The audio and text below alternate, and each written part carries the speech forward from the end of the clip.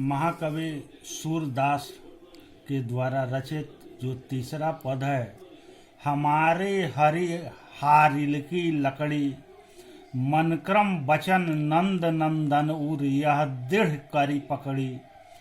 जागत सोवत स्वप्न दिवस निशि, कान कान जकड़ी। सूनत जोग लागत है ऐसो ज्यों करुई ककरी।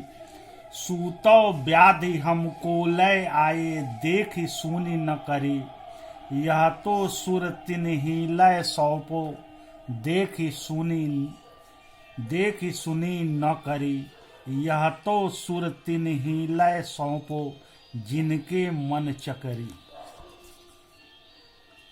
गोपियां कहती है कि हे उद्धव, आप अपने ज्ञान उपदेश के द्वारा हमारे मन को श्री कृष्ण से विमुख करने के लिए व्यर्थ चेष्टाएं मत कीजिए, क्योंकि कृष्ण तो हमारे लिए हारिल पक्षी की लकड़ी के समान है।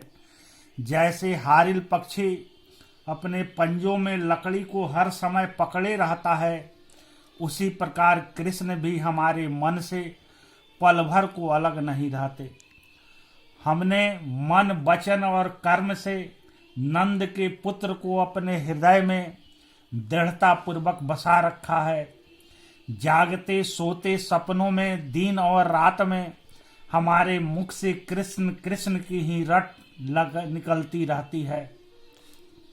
जैसे कड़वी ककड़ी को चखते ही सारा मुंह असहनीय करवाहट से भर जाता है, उसी प्रकार आपके यह ज्ञान उपदेश हमारे कानों में पड़ते ही हमारे हृदय को कड़वा कर देते हैं। हे उद्धव, आप हमारे लिए यह कैसा रोग लेकर आए, जिसे हमने न कभी देखा, न सुना, न अनुभव किया है। अपनी इस ज्ञान और योग की सौगात को आप उनको जाकर सौंपिए दीजिए, जिनके मन चंचलायमान रहते हैं। हारिल पक्षी एक लकड़ी सदैव अपने पंजों में दबाए रहता है, वह कभी भी उस लकड़ी को नहीं छोड़ता।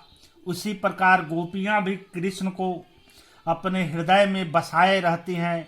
एक पल के लिए वे श्री कृष्ण से अलग होना नहीं चाहती। श्री कृष्ण को अपने लिए हारिल की लकड़ी के समान बताने का गोपियों का यही आशय है।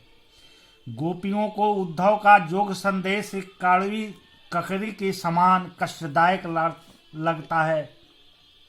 एवं तो श्री कृष्ण के मधुर साकार स्वरूप की उपासिका हैं। योग साधना तो कृष्ण से वियोग कराने वाली और कष्ट साध्य है।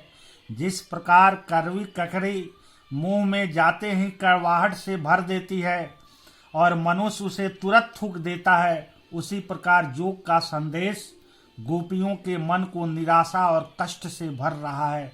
वे उसे स्वीकार नहीं कर पा रहे हैं।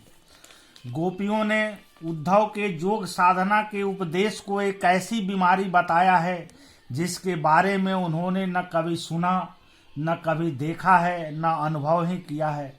वे तो एकमात्र श्री कृष्ण से प्रेम करती हैं। उन्होंने उद्धव से कहा कि अपना योग संदेश उनको सुनाएं, जिनका मन चंचल और चलायमान रहता है। गोपियां इस पद के माध्यम से उद्धव को यह संदेश देना चाहती हैं कि वे श्री कृष्ण से एक निष्ठ प्रेम करती हैं। श्री कृष्ण से वियोग कराने वाला योग उन्हें किसी मूल्य पर स्वीकार नहीं।